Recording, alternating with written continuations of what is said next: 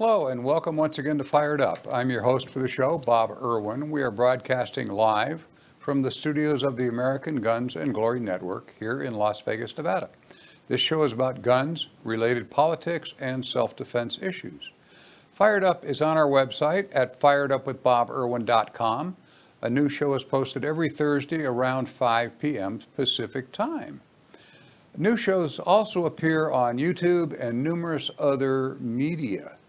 The audio feed is rebroadcast for radio listeners Saturdays at noon on the Nevada Talk Network. You can check out KELY1230.com for the station in your area. It's all over Nevada, about 18 stations now.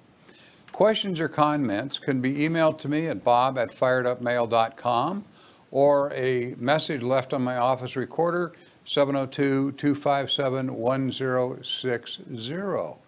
Questions directed to other guests that I have will be forwarded. There are several hundred defensive uses of firearms every week in the United States, between 200 and 300 depending on who's counting. Rarely covered by any mainstream media unless they're ridiculously wrong uses of guns. So we always try to present a few for our listeners' education. Some are good shooting, some are questionable, sometimes they're just plain wrong, but I picked them out as useful for anybody who owns a firearm or carries one on the street, or you keep one in your house, so you can look at what would happen if you were in that position, what the guy did right, what the guy did wrong. As Fired Up is a nationwide show, shooting cases are generally adjudicated or decided in courts on the local level. So local law will prevail. What we're doing here is trying to give you advice that will keep you from going to jail or keep you hopefully from being sued successfully and losing your house in a lawsuit. My guest today is California and Nevada firearms attorney, Donald J. Green. Don, welcome to the show again. Thank you, Bob. Please give a little update on your background. Okay. Well, again, for your listeners and viewers who have not met me or heard me on your show or seen me at gun shows, my name is Don Green, and I'm a lawyer in California and Nevada, now going on my 35th year of practice. The emphasis for your listening audience and your viewership, the emphasis of my practice are gun-related cases, and that's everything from representing a homeowner who has used a firearm, a citizen who has used a firearm, either defensively or aggressively in some form or fashion, defensive people who have been charged with using firearms, and a myriad of issues concerning working with the FBI, the Alcohol, Tobacco, and Firearms, Nevada Department of Taxation, Nevada Department of Public Safety, and several agencies in the state of California focusing on gun-related issues, whether it's licensing, whether it's trying to get records, or trying to obtain, let's say, concealed firearms permits. Okay. Oh, they could reach me 24 hours a day on my cellular at 702-409-8239. Thanks. And he does answer that. I can testify to that. We exchanged several things today trying to get set up on the show. One other thing I want to add to the opening, when we do these stories, I'm going to get into a fairly complex one right off the bat, and that they're reported to you as written by the media. When there are 2 or 3 sources on the media, I will generally mix the facts between the two because they're usually slightly different. But as policy, I always delete the names of the people actually involved. The point isn't the name of the person. The point is what happened in the incident. So as I go through, I'll refer to somebody as the perpetrator, the intruder, the homeowner, rather than by name. That's something we standardly do on this show, and it protects the innocent and keeps the guilty from us contaminating his jury, I guess. Anyway, this first story is quite amazing. This is from KRPC TV2 in Houston, Texas. It took place on the 11th of this month, November, a few days ago from this broadcast. A 6-year-old girl is injured in a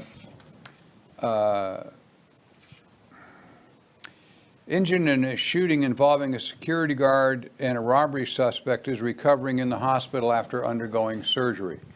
The shooting happened around 4 p.m. Monday at a T-Mobile store in the 5500 block of Airline Drive at Tidwell Road. That's in Houston.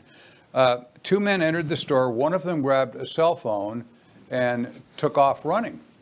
Not unusual. The T-Mobile security guard intervened during the robbery and fired nearly a dozen shots at the man, striking him at least twice, apparently. The 6-year-old girl, who was in a car in the drive-thru at a McDonald's next door to this phone store, was hit in the leg by a stray bullet that went through the car door and hit her in the leg.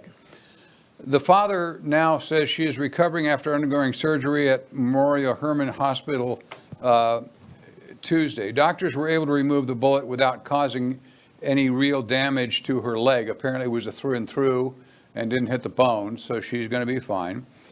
The father told KPRC2 that he is reliving the moments after realizing his daughter was shot. We were in the window of the McDonald's in the drive-up. We were buying our food, and all of a sudden we heard gunshots.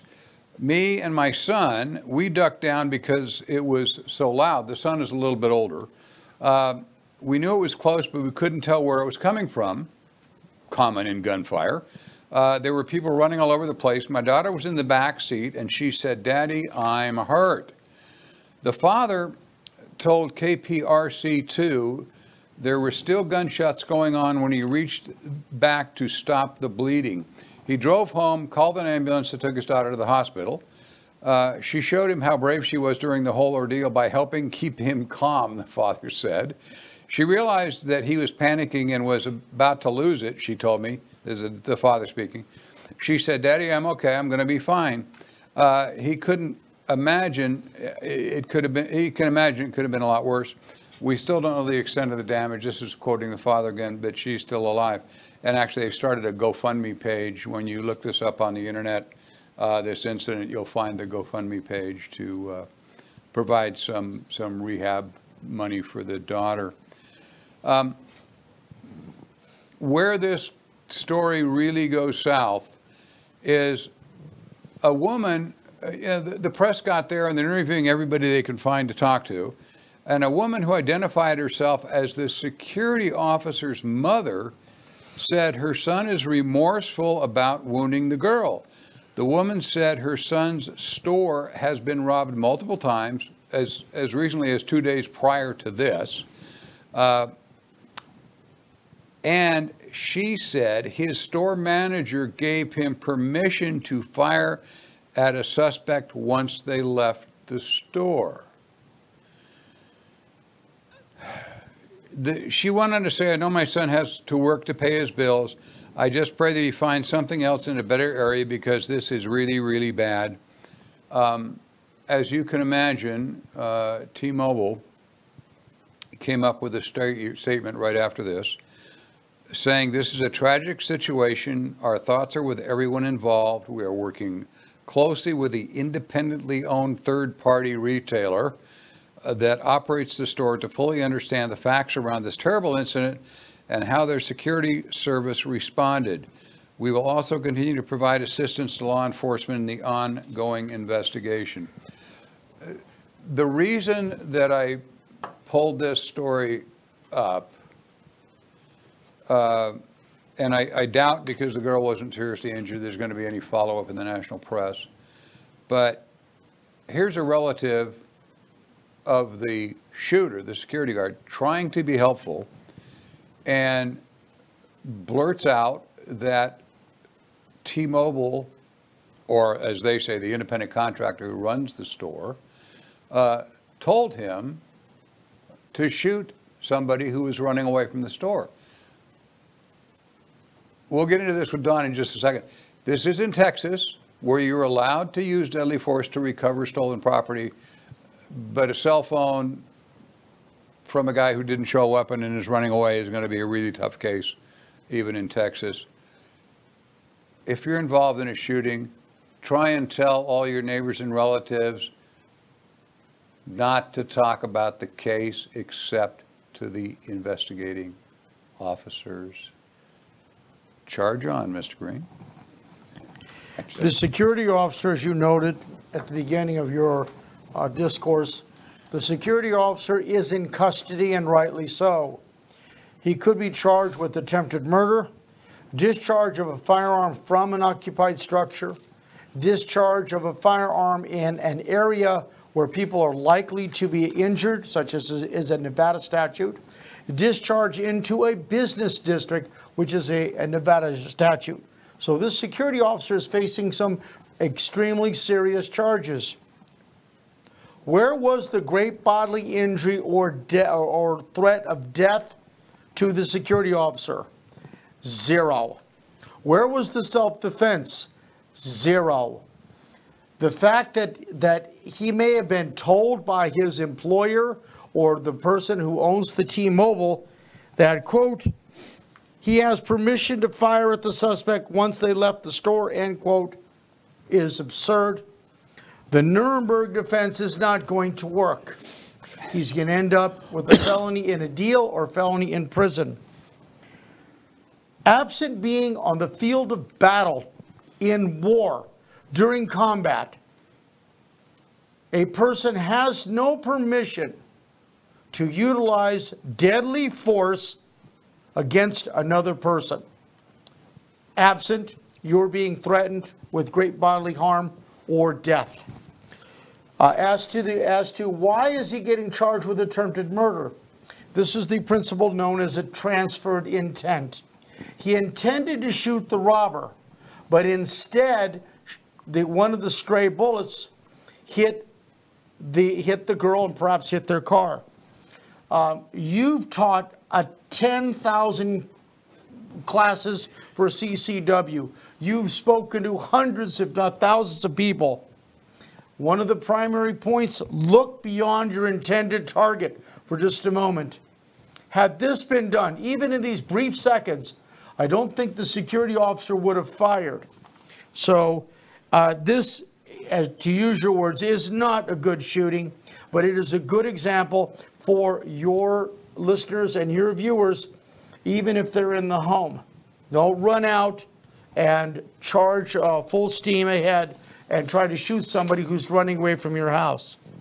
Exactly. I mean, even under Texas law, as we've explained on the show a lot, you're allowed to shoot at somebody to recover stolen property or a fleeing felon to prevent harm to others. This guy wasn't committing a felony, in my opinion, but that had nothing to do with he shot the guy, but he also shot the girl. There is no, I mean, you can't defend that under I had the right to fire. He may have had the right to shoot him under Texas law, but he certainly didn't have the right to shoot a 6-year-old child. We're going to break for just 1 second for a short commercial, and then we're going to be back with some discussion on upcoming gun laws from my attorney friend right here.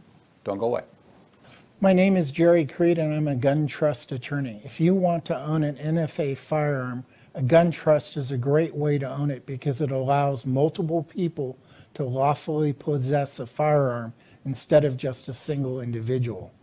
I have reviewed lots of gun trusts, and I have found they often don't include the forms you need to bring people on as trustees and remove them as trustees. In addition, a gun trust will save you the cost of probate and avoid probate, and it can protect your executor and family members. You know, there isn't an element of intent in these laws that affect the NFA firearm possession.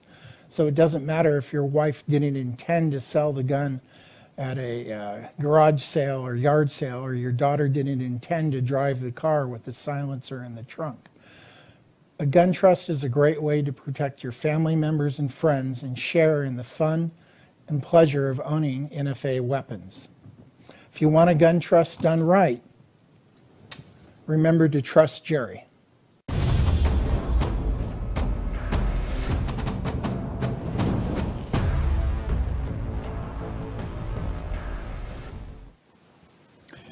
And we are back.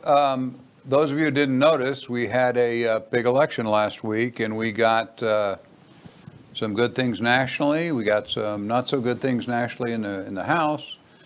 And in Nevada, for our Nevada viewers, which is most of them, people that watch this show, we got pasted. And we're in for a really rough ride. Don's been researching that and some of the issues, and I'm going to let him run with that right now. Thank you. Bob, to get to your first point first, on the national level, your viewers and your listeners need to pay very careful attention to four things going on in Congress right now. Number one, as of the past 48 hours, there is a bill in the Senate. It's called the Assault Rifle Parts Ban, to ban the manufacture, importation, and sale of parts for defined assault rifles.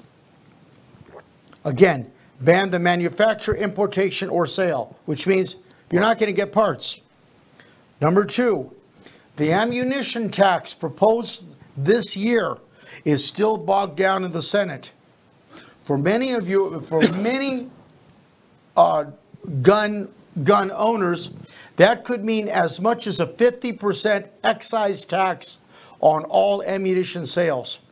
And if the people say they can't do it, all they have to do is look at Obamacare, which was upheld by the United States Supreme Court in a decision authored by Chief Justice Roberts, which upheld Obamacare not on policy, not because it provides health care, but it was based on Congress's power to tax. Number three, the Concealed Weapon Reciprocity Act is still bogged down in the Senate since December of 2017. Bob and I did a show on this particular item in like November or December of 2017 at a gun show which no longer does business in Nevada, the Claude Hall Gun Show. So not only is that gun show not here, but the law talking about a Universal Concealed Weapon Reciprocity Act is still bogged down. Number four, Senator Feinstein of California is still pushing for her total assault weapon ban. It hasn't made it much past the typical Democrats who are voting for it, including our own Catherine Cortez Masto, and we have every reason to believe that Jackie Rosen will probably vote to press this to the floor, but it might not pass. But that depends on what's going on with Florida. As to Nevada in particular, our state, our citizens need to be made aware as follows. The background check law, which was Proposition 1 in 2016, is probably going to be brought up. Although the Nevada constitutional prohibitions prevent restructuring of the current background check litigation until November of 2019, it's got a built-in 3 years that they can't do anything. But we're already into the second year, Bob. Two, there's going to be a ban on bump stocks. The governor has claimed, the governor-elect Sisolak has said he's going to do it. The Nevada Senate Majority Leader says they're going to do it. The House Majority Leader says they're going to do it. And our newly elected Attorney General, not going to say anything, says that he will approve the legislation in any kind of a memorandum. So that means the Nevada governor, Nevada Senate, Nevada Assembly will probably issue and will probably legislate a law banning bump stocks. In Nevada, there's going to be a ban, legislation proposed for a ban on assault-type rifles and weapons. There's going to be registration of assault weapons.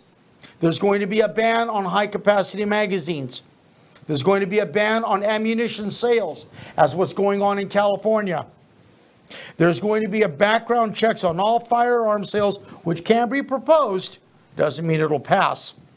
There'll be background checks on all ammunitions, which is just like in California. Starting on January 1st, 2019, you have to go for a background check to buy ammo in California.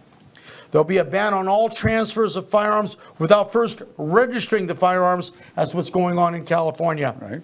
We'll probably see a statewide firearms registration law, which Governor Sandoval wrote out of the statute on June 1st of 2015, over 3 years ago. But that says that the Nevada statute has a priority over any local ordinances. But if you enact a Nevada statute which says we're going to require firearms registration, then that signature of the governor means nothing. We're going to have the red flag law to allow law enforcement and families to request immediate seizures of firearms under specific circumstances, as has been done in California and as what's going on right now. And in fact, some people were saying, well, how come the guy in California who shot the 12 people in cold blood last week, how come the police went to his house, but they didn't take his weapon yet? Because the officers there in the Thousand Oaks area, northern Los Angeles, San Fernando Valley, the law is so nebulous, it's going to clear up. And if it would have happened, let's say in LA, Los Angeles, or Santa Monica, the guy would have been in jail and 12 people would be alive. In addition, there's going to be an addition of more categories of prohibited persons to own, possess firearms. And remember, those provisions in Title 18 of the United States Code, Section 922G. I repeat that so your listeners and viewers can write it down. 18 United States Code, Section 922G, specifically delineates a number of persons who are absolutely prohibited from obtaining firearm. There are regulations in place which say that these are only federal regulations and do not, I repeat, do not prohibit states from adding more prohibitory categories. Correct. And importantly, this is for everybody, all 100,000 people in the state of Nevada who've got a current concealed weapons permit. Here it comes. I believe that the Nevada legislature, the Assembly, the Senate, and the governor is going to sign a bill to require good cause prior to the issuance of or the renewal of any concealed weapons permits. Let me repeat that. I believe that the governor will sign a bill and that the bill will pass the Senate and the Assembly that will add a requirement of good cause prior to the issuance of or the renewal for all concealed weapons permits. Now, some good news. 48 hours ago in the Las Vegas Review-Journal, which is not known to be a supporter of gun rights, and you never hear me say Second Amendment, because the Second Amendment is so nebulous. I'm talking about Nevada's constitutional right to possess and own firearms and our statutory proscriptions which allow us to have firearms. But the key editorial is that Sisolak, our governor-elect, can't impose background checks. Why? Because regardless of what Attorney General-elect Ford says, regardless of what Governor-elect Sisolak says, the FBI regulations are still in place. And that is that Nevada's state laws cannot dictate how the FBI will allocate its resources, i.e., how it will present the information in background checks. Bottom line, the FBI will not and cannot, by federal law, give information on background checks directly to the point of sale, and that would be the federal firearms licensee, whether it is under the current scheme for allowing the Nevada Department of Public Safety to say whether you can have the firearm or not, whether there's going to be a delay, or whether there's going to be a proceed, or whether there's going to be a denial. So regardless of what Sisolak says, the FBI is not going to change this unless someone goes to Congress and changes the Code of Federal Regulations. Last part of good news.